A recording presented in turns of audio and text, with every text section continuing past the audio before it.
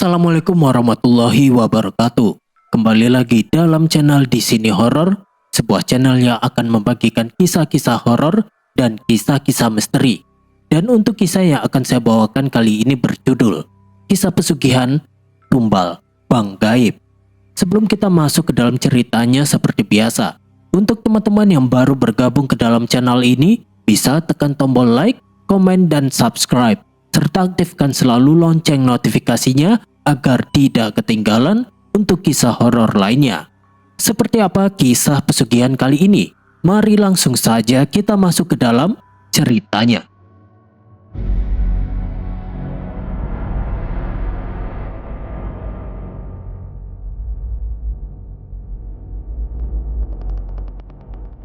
Trisno duduk di kursi kayu di teras rumahnya pada sore hari. Suasana desa sangat sepi, hanya terdengar suara angin lemah dan sesekali ayam tetangga yang berkokok jauh. Usaha dagang kerupuk keliling yang ia jalankan sudah berhenti sejak 3 minggu lalu karena kehabisan modal. Ia tidak punya stok barang lagi dan tidak ada uang untuk membeli bahan baku. Istrinya Endang keluar dari pintu depan dan berdiri di sebelah kursi Trisno sambil menggendong anak perempuan mereka yang berumur 2 tahun, Ratri. Ratri terlihat sangat lemas dan sesekali menggeliat karena lapar. "Mas Trisno, beras di dalam wadah penyimpanan di dapur sudah habis, tidak tersisa," kata Endang dengan suara tinggi dan jelas. "Sisa uang tunai di dompetku hanya tinggal 5.000 rupiah. Tadi pagi aku pergi ke warung depan untuk membeli susu bubuk untuk Ratri, tapi uang kita tidak cukup. Aku terpaksa hanya memberikan Ratri air tajin sisa rebusan beras kemarin. Anak ini menangis terus sejak tadi karena perutnya kosong. Kebutuhan makan kita setiap hari tidak bisa ditunda sama sekali. Apalagi Ratri masih dalam masa pertumbuhan dan sangat membutuhkan asupan gizi yang cukup dari susu. Kalau begini terus dia bisa sakit, Mas. Bapak dan ibuku di desa juga sudah terlalu sering kita mintai pinjaman uang. Aku merasa sangat malu jika harus berjalan ke sana untuk meminjam uang lagi hari ini. Mereka juga sudah mulai bertanya, kenapa kita tidak bisa mengatur keuangan? Kamu harus mencari jalan keluar untuk mendapatkan penghasilan dengan cepat, Mas. Karena kita tidak bisa terus-terusan berdiam diri di rumah tanpa melakukan pekerjaan yang menghasilkan uang." Trisno menghela nafas panjang sebelum menjawab. Ia mengusap wajahnya dengan tangan kasar karena sering terkena sinar matahari. "Aku sangat sadar dan mengerti bahwa kondisi keuangan kita saat ini sedang sangat buruk, Endang," jawab Trisno. "Setiap hari aku juga memikirkan hal yang sama. Mencari pekerjaan sebagai buruh tani di sawah milik warga desa saat ini tidak ada lowongan sama sekali. Aku sudah berkeliling ke sawah Pak Kades kemarin pagi. Pak Kades bilang bahwa tenaga kerja sudah penuh bulan ini. Coba ke sawah Pak RT saja." Lalu aku langsung ke sawah Pak RT. Tapi beliau mengatakan hal yang sama. Tenaga sudah cukup. Rencana awal kita untuk membuka usaha pembuatan batu bata di halaman belakang juga gagal total. Uang modal pinjaman dari orang tuaku habis terpakai untuk membeli makan sehari-hari sebelum batu itu jadi. Aku sudah berusaha menjual sepeda motor lama kita minggu lalu, tapi tidak ada yang mau membeli karena kondisinya sudah rusak. Aku akan mencoba berjalan kaki ke rumah ibu besok pagi untuk meminta sedikit beras agar kita bisa memasak nasi besok siang. Setelah itu, aku berencana untuk pergi ke pasar di kecamatan untuk menawarkan tenaga sebagai kuli panggul. Siapa tahu ada pedagang besar yang butuh tenaga angkut barang." Endang menggelengkan kepala sambil menggendong Ratri yang mulai rewel. "Mas, kamu sudah bilang hal yang sama minggu lalu," kata Endang dengan nada kesal. "Tapi hasilnya tetap tidak ada. Ratri sekarang sering menangis di malam hari Susunya habis 2 hari yang lalu. Aku juga sudah tidak punya lagi stok mie instan untuk kita berdua. Kalau besok kamu hanya dapat sedikit beras dari ibu, itu hanya cukup untuk 1 atau 2 hari saja. Lalu bagaimana setelah itu? Kita harus bayar listrik bulan ini juga. Sudah 2 bulan telat. Petugas PLN kemarin datang menagih dan bilang kalau tidak dibayar bulan depan, aliran listrik akan diputus. Trisno menatap lantai teras yang sudah retak-retak. Aku tahu, Endang. Aku juga khawatir dengan tagihan listrik itu, jawab Trisno. Tadi siang aku sempat bertemu dengan Pak Parman di warung. Aku tanya apakah ada lowongan kerja di pabrik keripik di kecamatan. Pak Parman bilang pabrik itu sedang mengurangi karyawan karena sepi orderan. Dia menyarankan aku coba ke kota, tapi kita tidak punya uang untuk ongkos angkot pulang pergi. Aku benar-benar bingung sekarang. Endang memindahkan Ratri ke pinggang satunya. Ratri, sabar ya sayang, kata Endang pelan kepada anaknya, lalu kembali kepada Trisno. Mas, aku juga sudah berpikir, mungkin kita jual saja lemari pakaian yang masih bagus itu. Tapi itu barang satu-satunya yang masih layak di rumah ini. Kalau dijual nanti kita taruh baju di mana? Aku tidak mau Ratri tidur di lantai terus-terusan. Kamu harus cari solusi yang nyata, Mas. Aku lelah memikirkan ini setiap hari. Aku mengerti kamu lelah, Endang, kata Trisno. Aku juga tidak tidur nyenyak beberapa malam ini. Setiap kali memejamkan mata, yang ada di pikiranku adalah bagaimana cara membeli beras besok. Besok pagi aku akan ke rumah ibu seperti yang aku katakan. Kalau ibu tidak bisa memberikan beras, aku akan minta pinjaman lagi meski sudah malu. Setelah itu langsung ke pasar kecamatan. Kalau tidak ada yang butuh kuli panggul, aku akan tawarkan diri cuci mobil atau angkat barang di terminal. Pokoknya aku tidak akan pulang dengan tangan kosong. Endang tidak merespon ucapan Trisno. Dia langsung membalikkan badannya dan masuk kembali ke dalam rumah sambil membawa Ratri. Dari dalam rumah terdengar suara Ratri yang menangis kecil karena lapar. Trisno duduk sendirian di teras sampai matahari terbenam. Ia memandang jalan desa yang mulai gelap. Beberapa tetangga lewat sambil membawa hasil sawah. Tapi ia tidak berani meminta bantuan lagi. Malam itu, setelah makan hanya dengan air tajin dan sedikit garam, Sutrisno dan Endang tidur dalam diam. Ratri masih sesekali menangis di tengah malam. Pagi harinya sebelum matahari terbit, Trisno sudah bangun. Ia duduk di teras lagi sambil menunggu waktu yang tepat untuk berangkat ke rumah ibunya. Endang, aku berangkat sekarang, kata Sutrisno dari depan pintu kamar. Semoga ibu bisa membantu sedikit. Endang yang masih di dalam kamar menjawab dengan suara lelah. Ya sudah mas, hati-hati di jalan. Kalau dapat beras langsung pulang ya. Ratri sudah bangun dan menangis lagi minta makan. Sutrisno berjalan kaki menyusuri jalan desa yang masih sepi. Sepanjang perjalanan ia terus memikirkan bagaimana kondisi keluarganya bisa seburuk ini. Ia berharap ada jalan keluar yang cepat meski belum tahu dari mana. Keesokan harinya pada pukul 4 sore, seorang teman lama Trisno yang bernama Purnomo datang berkunjung. Purnomo mengendarai sepeda motor baru yang mengkilap dan memarkirnya di halaman rumah Trisno. Suara knalpot motor itu terdengar cukup keras di tengah kesepian desa. Sutrisno yang sedang duduk di teras langsung berdiri dan mempersilahkan Purnomo duduk di kursi kayu di sebelahnya.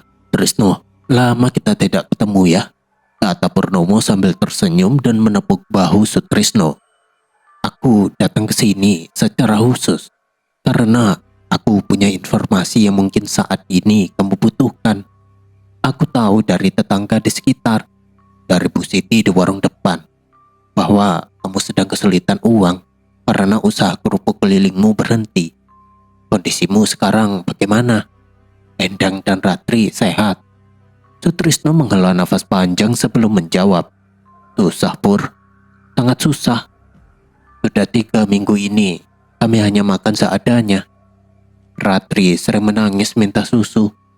Aku sudah cari kerja ke sana kemari, tapi tapi tidak ada yang buka lowongan. Kamu datang ada apa? Purnomo mendekatkan kursinya dan berbicara dengan suara pelan agar tidak terdengar tetangga.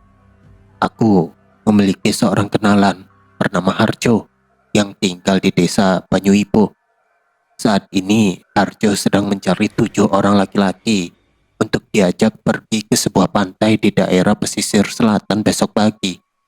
Tujuan kepergian ini adalah untuk mendatangi sebuah tempat yang menyediakan pinjaman uang tunai dalam jumlah besar. Bukan pinjaman biasa, Tris. Ini dari makhluk gaib yang disebut Bang Gaib. Aku sudah ikut sekali setahun lalu dan hasilnya benar-benar membantu. Aku bisa beli motor ini dari sebagian uang itu. Sutrisno mengerutkan kening dan menatap Purnomo dengan mata lebar. Apa? Bang Gaib?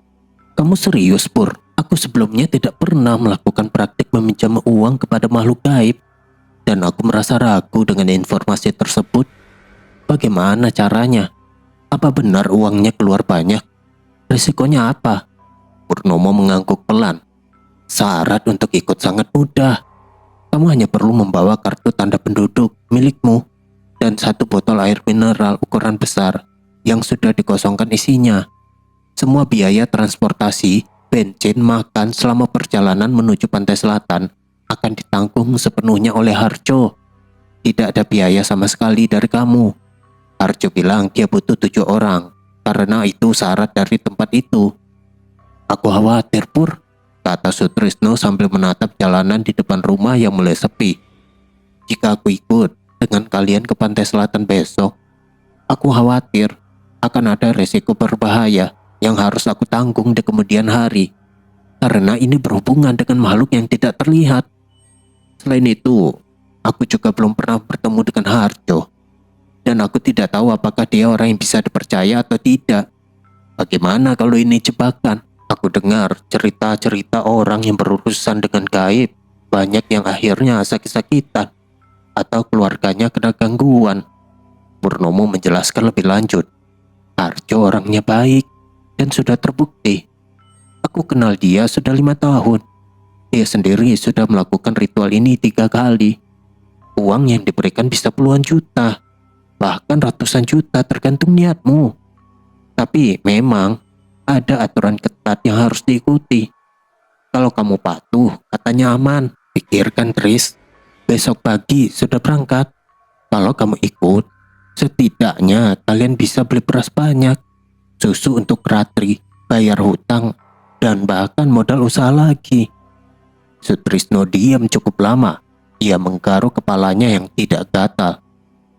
Di sisi lain, saat ini aku benar-benar tidak memiliki uang sama sekali untuk membeli makanan besok. Endang terus menanyakan, dari mana aku akan mendapatkan penghasilan? Kemarin dia sudah marah besar karena Ratri hanya minum air tajin. Tolong berikan aku waktu sampai malam ini untuk berpikir dan memutuskan apakah aku akan ikut ke pantai selatan atau tidak. Baiklah, Tris, kata Purnomo sambil berdiri. Aku akan menunggu informasi dari kamu. Nanti telepon aku sebelum jam 8 malam ini ya. Pikirkan baik-baik, tapi jangan terlalu lama. Kesempatan ini tidak datang setiap hari. Kalau kamu lewatkan, besok Harjo akan cari orang lain. Aku harap kamu ikut, biar kita bisa saling dukung di sana. Setelah Purnomo pergi, Sutrisno masuk ke dalam rumah. Malam itu setelah makan malam yang sangat sederhana, ia berdiskusi lagi dengan Endang di ruang tamu yang hanya diterangi lampu kecil. Endang, ada tawaran dari Purnomo tadi sore, kata Sutrisno pelan. Mereka akan pergi ke pantai selatan besok pagi untuk meminjam uang dari Bang Gaib.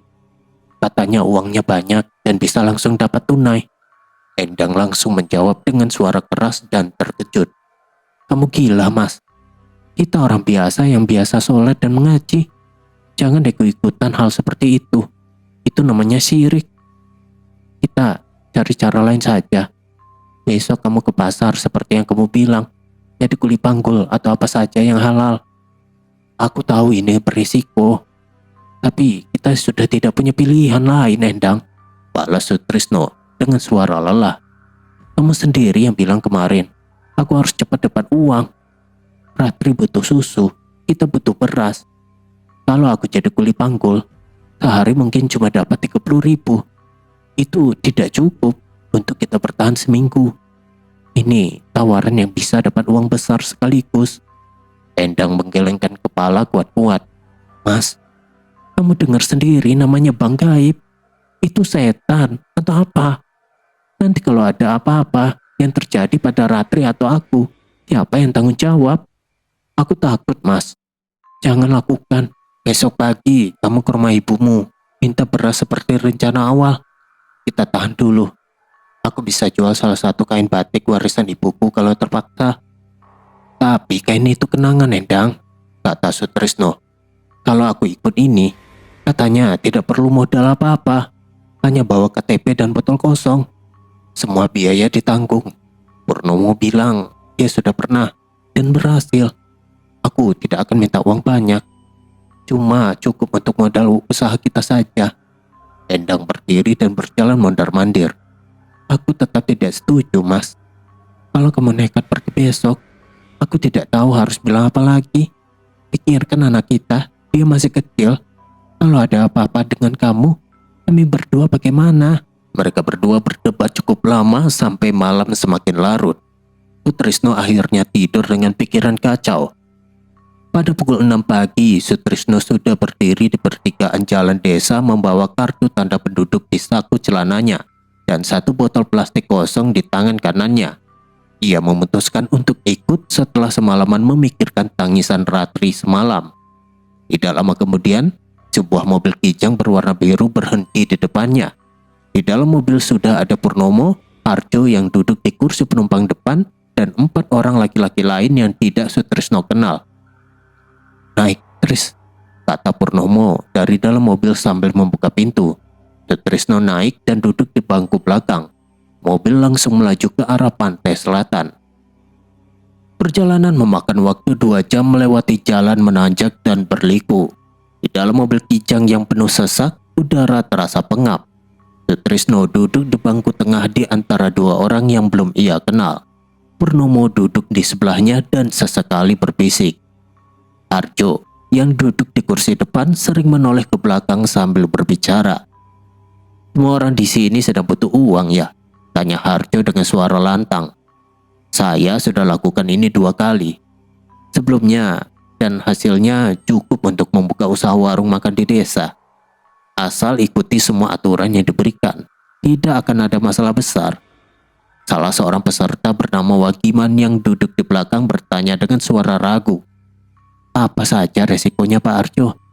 Saya dengar cerita orang yang berurusan dengan gaib sering kena gangguan setelahnya. Harjo menjawab sambil tetap memandang jalan di depan. Resikonya ada jika kalian tidak menyelesaikan ritual dengan benar. Kalau kalian kabur di tengah jalan atau tidak mengikuti instruksi sampai selesai, makhluk itu bisa marah. Tapi kalau kalian kuat mental dan sabar menunggu sampai akhir, pasti bisa. Saya sendiri selamat dan dapat uangnya. Sutrisno memberanikan diri bertanya. Apakah makhluk itu benar-benar memberikan uang tunai, Pak? Uangnya keluar seperti apa? Apakah langsung di tangan atau bagaimana? Iya, dalam jumlah besar, kata Harjo. Bisa puluhan juta sampai ratusan juta, tergantung niat dan keberanian kalian. Uang itu akan muncul di meja setelah ritual selesai. Tapi kalian harus siap menerima konsekuensinya. Setelah dapat uang, kalian harus pakai untuk hal yang baik. Jangan boros atau dipakai untuk hal buruk. Kalau tidak, pinjaman ini bisa berubah menjadi masalah. Orang yang duduk di sebelah Sutrisno bernama Joko ikut bertanya. Pak Harjo, bagaimana kalau kami takut saat makhluk itu datang? Apakah boleh lari keluar kamar? Harjo menggelengkan kepala.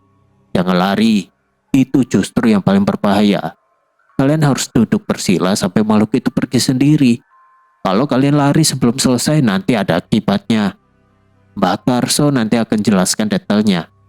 Purnomo menepuk pundak Sutrisno dan berkata, tenang saja Tris, aku sudah ikut sekali. Emang menyeramkan, tapi asal sabar. uangnya benar-benar datang. Kamu butuh uang untuk Ratri kan? Iya Pur, jawab Sutrisno pelan. Ratri sudah 2 hari hanya minum air tajin. Endang marah besar kemarin malam. Aku harap ini jalan keluarnya cepat. Mobil terus melaju. Di sepanjang perjalanan, para peserta saling berbicara tentang kesulitan masing-masing. Wagiman berkata, rumah saya sudah 2 bulan tidak bayar listrik. Istri saya sering sakit karena kekurangan makan. Joko menambahkan, saya punya hutang di rentenir. Kalau tidak bayar minggu depan, motor saya akan disita. Harjo mendengarkan sambil sesekali memberi nasihat. Makanya kalian ikut ini. Tapi ingat, ini bukan main-main ya. Setelah dapat uang, kalian harus ingat Tuhan juga. Jangan lupa sedekah. Mobil akhirnya berhenti di area parkir tanah di dekat tebing karang. Angin laut terasa kencang dan bau asin. Harjo menyuruh mereka semua turun dari mobil. Semua orang berkumpul di sini dan dengarkan instruksi saya. Sebelum kita berjalan mendekati tebing karang itu, kata Harjo dengan suara tegas. Di bagian bawah tebing yang berwarna abu-abu tersebut terdapat sebuah celah kecil yang merupakan mulut goa si Canang. Kita semua akan berjalan kaki melewati pasir ini dan masuk ke dalam goa tersebut satu persatu dengan cara menundukkan badan. Di dalam goa itu kita akan bertemu dengan seorang laki-laki tua yang bertugas sebagai juru kunci tempat ini. Namanya Mbah Karso. Beliau yang memiliki otoritas untuk memberikan penjelasan detail mengenai aturan dan cara melakukan peminjaman uang kepada makhluk gaib. Harjo melanjutkan, kalian semua harus bersikap sopan, tidak boleh berbicara dengan suara keras di dalam goa, dan harus mendengarkan setiap perkataan juru kunci dengan sangat teliti, karena kesalahan kecil bisa berakibat fatal. Jangan bertanya terlalu banyak di dalam goa. Simpan pertanyaan kalian untuk nanti setelah keluar. Salah seorang peserta bertanya, Pak, apakah di dalam goa ada lampu atau gelap total? Di dalam cukup gelap, hanya ada lilin dan asap kemenyan, jawab Harjo. Tapi mata kalian akan terbiasa. Ayo, sekarang kita berjalan, ikuti saya. Mereka berjalan mengikuti Harjo melewati hamparan pasir yang panas. Angin laut meniup keras. Satu persatu mereka menundukkan badan dan masuk ke goa yang gelap dan berbau asap kemenyan yang menyengat. Di bagian paling ujung di dalam goa, duduk seorang laki-laki tua bernama Mbah Karso. Ia memakai baju putih dan celana putih bersih. Wajahnya datar dan matanya tajam. Harjo duduk di depannya dan menyampaikan niat 7 orang rombongan tersebut. Mbah Karso menatap mereka satu persatu dengan ekspresi wajah datar. Setelah diam beberapa saat, ia mulai berbicara. Saya akan menyampaikan syarat-syarat yang harus kalian lakukan untuk mendapatkan pinjaman gaib ini. Dan kalian harus mematuhi setiap poin tanpa ada yang terlewat sedikit pun, kata Mbah Karso dengan suara keras dan jelas. Pertama, kalian harus menyerahkan kartu tanda penduduk kalian kepada saya, sekarang juga, untuk dicatat namanya. Kedua, kalian harus keluar dari goa ini dan membawa botol kosong kalian ke pinggir pantai. Letakkan botol itu di atas pasir dan biarkan air laut masuk sendiri ke dalam botol. Akibat dorongan ombak, kalian dilarang keras menciduk air laut tersebut menggunakan tangan kalian. Ketiga, setelah kalian sampai di rumah masing-masing, kalian harus membeli bunga 7 rupa dan memasukkan bunga tersebut ke dalam botol berisi air laut tadi. Keempat, kalian wajib mengosongkan satu ruangan atau kamar di dalam rumah kalian.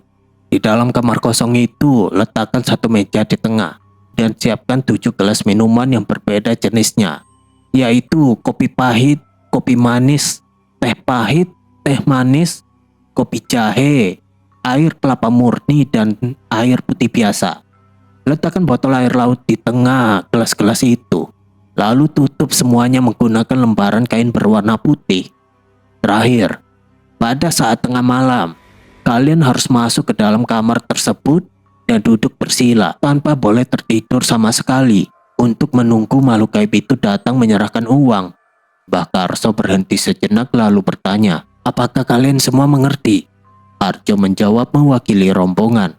Saya mengerti semua persyaratan yang Mbah Karso sebutkan barusan. Dan saya akan melakukan semuanya dengan urutan yang tepat. Kami semua yang ada di sini sedang mengalami kesulitan finansial yang sangat berat. Dan kami siap menanggung resiko apapun. Asalkan kami bisa mendapatkan uang tersebut untuk menyelesaikan hutang dan memenuhi kebutuhan keluarga kami. Sutrisno dan yang lain mengangguk setuju. Mereka kemudian menyerahkan KTP masing-masing kepada Mbak Karso. Mbak Karso mencatat nama-nama mereka di buku kecil dengan tulisan tangan. Setelah itu, rombongan keluar dari goa dan berjalan ke pinggir pantai untuk mengisi botol dengan air laut sesuai instruksi. Ombak besar datang dan pergi. Mereka meletakkan botol pasir dan menunggu air masuk sendiri. Wagiman berbisik kepada Sutrisno. Ini sudah mulai seram ya mas. Semoga kita semua selamat. Iya man, jawab Sutrisno. Aku juga merinding. Tapi sudah terlanjur di sini. Kita harus lanjut. Setelah botol terisi, mereka kembali ke mobil. Arjo memberi pesan terakhir sebelum perjalanan pulang dimulai. Sutrisno sampai di rumah pada sore hari ketika matahari mulai condong ke barat. Badannya terasa lelah setelah perjalanan panjang, tapi pikirannya penuh dengan semua instruksi yang diberikan Mbah Karso. Ia membawa botol air laut yang sudah terisi di tangan kanannya dan langsung masuk ke rumah. Endang sedang duduk di ruang tamu sambil menggendong Ratri yang tampak mengantuk. Endang, aku sudah pulang, kata Sutrisno sambil meletakkan botol di meja. Endang langsung berdiri dan mendekat. Wajahnya berubah ketika melihat botol itu. Mas, kamu benar-benar pergi ya? Ceritakan semuanya. Apa yang terjadi di pantai itu? Sutrisno duduk di kursi dan mulai menceritakan semua instruksi Mbah Karso secara rinci. Ia menjelaskan tentang penyerahan KTP, cara mengisi botol dengan air laut, bunga 7 rupa, 7 jenis minuman, sampai ritual penunggu di kamar tengah malam. Endang berdiri di ruang tamu dengan wajah marah. Tangannya memegang Ratri mulai gemetar. Mas, aku menolak keras rencanamu untuk melakukan ritual pemanggilan makhluk gaib di dalam rumah ini, kata Endang dengan suara lantang. Tindakan ini sangat menyimpang dari ajaran agama yang kita pelajari sejak kecil. Aku sangat takut jika makhluk gaib yang kamu panggil itu akan membawa bahaya fisik bagi aku dan anak kita. Lihat anak kita mas, dia masih kecil. Kalau ada apa-apa, siapa yang akan melindungi kita? Sutrisno mencoba menjelaskan. Endang, dengar dulu. Tapi Endang memotong dengan suara lebih keras. Aku lebih memilih kita hidup miskin dan kelaparan atau makan nasi dengan garam setiap hari daripada harus berurusan dengan praktik gaib seperti ini yang tidak ada jaminan keamanannya. Kamu lihat sendiri mas, banyak cerita di desa tentang orang yang main-main dengan yang gaib. Akhirnya keluarganya kena sial. Kalau kamu tetap memaksakan kehendakmu untuk membersihkan kamar belakang dan menyajikan 7 jenis minuman malam ini untuk ritual tersebut, aku tegaskan bahwa aku akan mengunci pintu kamar utama dari dalam. Aku dan Ratri akan tidur di sana, dan aku tidak akan keluar dari kamar apapun suara yang aku dengar dari luar. Aku sangat kecewa sama kamu, karena kamu memilih jalan pintas. Endang, kamu harus menyadari bahwa kita sudah kehabisan pilihan yang rasional saat ini, jawab Sutrisno dengan nada suara datar tapi tegas. Tidak ada satupun tetangga atau keluarga yang mau meminjamkan uang kepada kita lagi. Kemarin saja petugas PLN sudah datang menagih lagi. Perut kita harus diisi dengan makanan setiap hari. Ratri sudah 2 hari tidak minum susu yang layak. Aku melakukan ritual ini bukan karena aku suka berurusan dengan hal gaib. Tetapi ini adalah satu-satunya cara yang cepat, yang tersedia, agar kita bisa mendapatkan uang tunai dalam jumlah besar untuk membuka usaha baru. Endang menggelengkan kepala kuat-kuat. Satu-satunya cara? Kamu bohong, Mas. Kemarin kamu bilang mau jadi kuli panggul di pasar. Kenapa tidak kamu lakukan itu dulu? Kenapa langsung ke yang aneh-aneh ini? Aku sudah coba cari kerja halal, Endang, balas Sutrisno. Tapi hasilnya nol. Aku sudah berjanji kepada diriku sendiri bahwa jika aku berhasil mendapatkan uang dari makhluk tersebut malam ini, aku akan langsung menggunakannya sebagai modal berdagang sembako yang stabil. Aku tidak akan pernah lagi mengikuti kegiatan aneh seperti ini. Kamu hanya perlu mengunci pintu kamarmu seperti yang kamu katakan tadi, dan biarkan aku yang menanggung semua ritual proses ini sendirian di kamar belakang. Besok pagi kita bisa membeli beras, lauk pauk, susu untuk Ratri, dan bayar semua hutang. Ratri tiba-tiba menangis kecil karena mendengar suara orang tuanya yang keras. Endang menggendongnya lebih erat dan menenangkannya.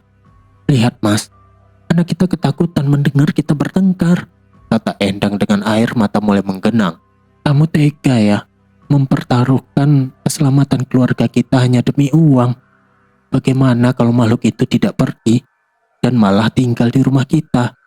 Aku tidak mau, Mas. Aku benar-benar tidak mau. Sutrisno berdiri dan mendekati istrinya. Aku mengerti ketakutanmu, Endang. Aku juga takut. Tapi kalau kita tidak melakukan apa-apa, besok kita makan apa lagi? Ratri bisa sakit parah karena kekurangan gizi. Aku sudah lihat sendiri di pantai tadi. Mbak Karso orangnya serius. Arjo dan Purnomo sudah pernah melakukannya. Mereka selamat. Aku akan lakukan sendiri di kamar belakang. Kamu dan Ratri aman di kamar depan. Endang diam cukup lama sambil menatap lantai. Akhirnya ia berkata dengan suara lelah. Kalau kamu nekat juga, lakukanlah Mas. Tapi aku tetap mengunci pintu. Aku tidak mau melihat atau mendengar apapun.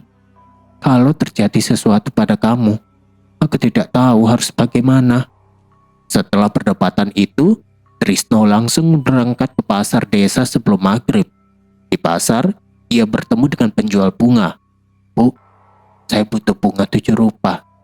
Ada mawar, melati, kenanga, kamboja, sedap malam, mawar kuning, dan serunia, kata Sutrisno. Penjual bunga bertanya heran. Mau apa Mas? Biasanya untuk selamatan atau apa? Saya butuh untuk acara keluarga, jawab Sutrisno singkat sambil membayar dengan uang sisa yang dibawa Harjo. Sesampainya di rumah, Sutrisno membersihkan kamar belakang yang sudah lama tidak dipakai. Ia menyapu lantai, menata meja kecil di tengah ruangan, kemudian di dapur ia menyiapkan 7 jenis minuman, kopi pahit, kopi manis, teh pahit, teh manis, kopi jahe, air kelapa murni, dan air putih biasa. Ia meletakkan semuanya di atas meja rapi. Endang, aku sudah siapkan semuanya, kata Sutrisno dari depan pintu kamar belakang. Kamu dan Ratri masuk kamar depan saja sekarang. Kunci pintunya rapat-rapat. Endang keluar dari dapur dengan wajah dingin. Ya sudah, aku doakan semoga tidak terjadi apa-apa. Tapi ingat Mas, ini pilihanmu sendiri. Lalu ia membawa Ratri masuk ke kamar utama dan mengunci pintu dari dalam. Pukul 11 malam, Sutrisno masuk ke dalam kamar belakang. Ruangan itu terasa pengap dan dingin. Ia menyalakan 1 batang lilin dan meletakkannya di sudut meja.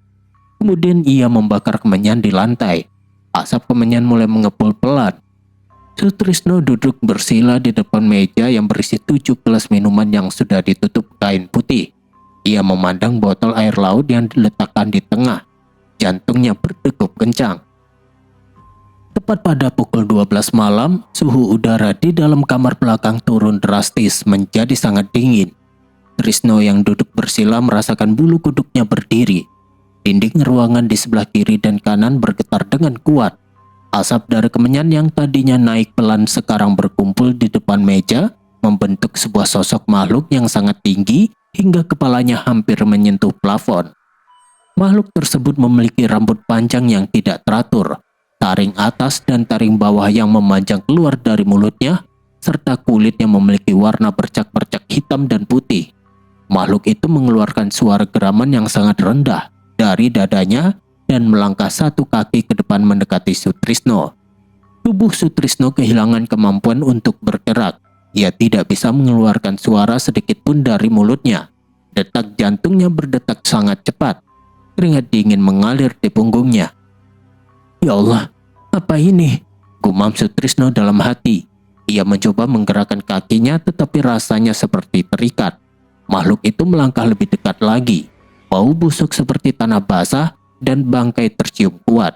Sutrisno memaksa seluruh tenaganya. Dengan susah payah ia berdiri, membalikkan badannya ke arah pintu dan memutar gagang pintu dengan tangan kanannya yang gemetar.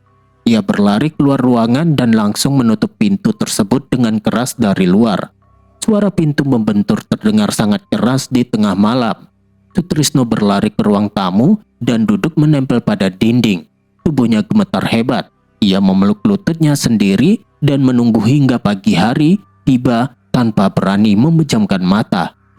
Endang, Endang, panggil Sutrisno dengan suara pelan, tapi tidak ada jawaban dari kamar utama yang terkunci. Ritual tersebut gagal total karena Sutrisno melarikan diri sebelum meminta uang. Keesokan paginya, Sutrisno mendatangi rumah Wagiman yang berada di desa sebelah. Wagiman duduk di teras rumahnya dengan wajah pucat dan mata kemerahan. Sutrisno, aku tahu tujuanmu datang kemari pagi ini.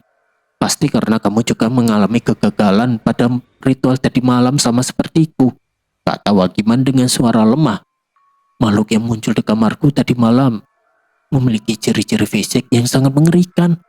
Tingginya melebihi pintu kamarku dan kulitnya memiliki pola belang-belang yang aneh. Rasa takut yang aku alami sangat luar biasa, sehingga lambungku bereaksi dan aku langsung muntah di lantai kamar sebelum aku akhirnya berlari keluar rumah menuju jalan desa. Sutrisno duduk di sebelahnya. Kejadian yang aku alami di kamarku persis seperti detail yang kamu ceritakan barusan, Wagiman. Aku tidak bisa mengendalikan ketakutanku ketika melihat taring makhluk itu dan suhu ruangan berubah menjadi sedingin es. Aku lari tanpa sempat bicara apa-apa. Wagiman mengangguk. Tadi pagi pada pukul 6, Arjo menelponku dan memberitahu bahwa seluruh anggota rombongan kita yang berjumlah 7 orang ini semuanya gagal melaksanakan ritual tersebut karena semuanya melarikan diri saat melihat makhluk itu menampakkan wujudnya. Arjo juga mengatakan bahwa sekarang kita harus sangat hati-hati karena Mbah Karso sudah memperingatkan bahwa akan ada akibat buruk jika ritual ini tidak diselesaikan dengan benar. Sekarang kita semua tidak menyelesaikannya. Aku sangat cemas, Man, kata Sutrisno. Istriku sejak awal sudah menentang keras tindakan ini. Aku berencana untuk diam di rumah saja selama beberapa hari ke depan. Dan aku berharap tidak akan ada kejadian aneh yang terjadi di rumahku setelah ini. Tolong hubungi aku melalui telepon jika kamu mengalami gangguan aneh di rumahmu ya. Sehingga aku bisa bersiap-siap mencari bantuan orang pintar atau pemuka agama jika kondisinya sangat berbahaya bagi keselamatan fisikku dan keluargaku. Baik, Tris. Kita saling jaga ya, jawab Wagiman. Aku juga takut sekali sekarang. 3 hari setelah malam ritual tersebut, pada waktu sore hari, Endang pulang dari rumah ibunya sambil menggendong Ratri yang sedang tertidur. Sutrisno mengambil alih Ratri dan menggendongnya di ruang tamu. Tiba-tiba, tubuh Ratri menjadi kaku dan kejang. Matanya terbuka lebar tapi tidak fokus. Ratri, Ratri, teriak Sutrisno panik. Ia meletakkan Ratri di atas kasur tipis di lantai. Endang, cepat ke sini. Anak kita kejang. Endang berlari keluar dari dapur. Apa yang terjadi, Mas? Ratri, ya Allah, Ratri kenapa? Beberapa tetangga dan seorang bidan desa datang setelah mendengar teriakan. Bidan tersebut memeriksa Ratri dengan teliti. Bidan itu menggelengkan kepala. Maaf, Mas, Bu. Ratri sudah meninggal dunia. Tidak ada denyut nadi dan tidak ada dembusan nafasnya. Sutrisno dan Endang terdiam. Bidan tersebut menunjuk ke arah kulit leher Ratri. Di sini terdapat 5 titik memar berwarna keunguan yang posisinya bercecer seperti bekas tekanan ujung jari tangan berukuran sangat besar. Sutrisno melihat tanda itu dan langsung berjalan keluar menuju halaman belakang tanpa mengucapkan satu kata pun. Ia duduk di tanah sambil menangis diam-diam. Setelah prosesi pemakaman Ratri selesai keesokan harinya, Endang memanggil Sutrisno ke ruang tamu dan meletakkan selembar kertas formulir di atas meja kayu. "Mas, ini adalah formulir pendaftaran untuk bekerja sebagai tenaga kerja wanita di negara Arab Saudi," kata Endang dengan wajah yang tidak menunjukkan ekspresi apapun. "Aku sudah mengisi semua data pribadiku di atas kertas ini dengan lengkap. Aku sudah mengambil keputusan mutlak bahwa aku akan pergi dari rumah ini dan meninggalkan kamu di sini sendirian. Karena aku tidak sanggup lagi hidup bersama laki-laki yang menyebabkan anak kandungku meninggal dunia secara tidak wajar. Kejadian kematian Ratri dan bekas tekanan di lehernya itu adalah akibat langsung dari tindakan bodohmu melakukan ritual gaib memanggil makhluk menyeramkan ke dalam rumah kita beberapa hari yang lalu. Kamu tidak mendengarkan penolakanku sama sekali. Sekarang kita harus kehilangan satu-satunya anak yang kita miliki. Aku tidak ingin mendengar penjelasan atau permintaan maaf apapun darimu saat ini," lanjut Endang. "Aku hanya memberitahumu bahwa agen tenaga kerja akan menjemputku dengan mobil besok pagi pada pukul 8. Sutrisno menatap lantai.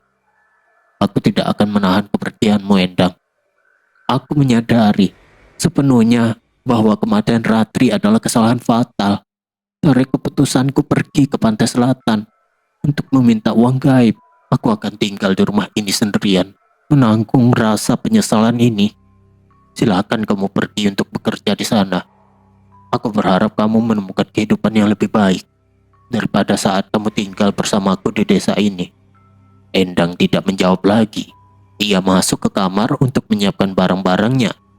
Keesokan paginya, Endang pergi menaiki mobil agen tenaga kerja. Sutrisno berdiri di teras sendirian sambil melihat mobil itu menjauh. "Endang, maafkan aku," gumam Sutrisno pelan. Sutrisno hidup sendirian di rumah tersebut. Malam-malam berikutnya, ia sering mendengar suara geraman pelan dari kamar belakang. Ia berusaha tidur, tetapi selalu terbangun karena mimpi buruk yang sama. Sosok makhluk tinggi itu berdiri di samping tempat tidurnya. Hingga suatu malam, Sutrisno memutuskan untuk mengakhiri hidupnya dengan seutas tali. Sekian cerita horor dalam video kali ini. Semoga segala peristiwa yang terjadi dalam cerita ini kita dapat mengambil hikmahnya. Terima kasih sudah mendengarkan. Jangan lupa untuk like, komen, dan subscribe, serta aktifkan selalu lonceng notifikasinya agar tidak ketinggalan untuk kisah horor lainnya. Wassalamualaikum warahmatullahi wabarakatuh. Sampai jumpa di kisah horor selanjutnya.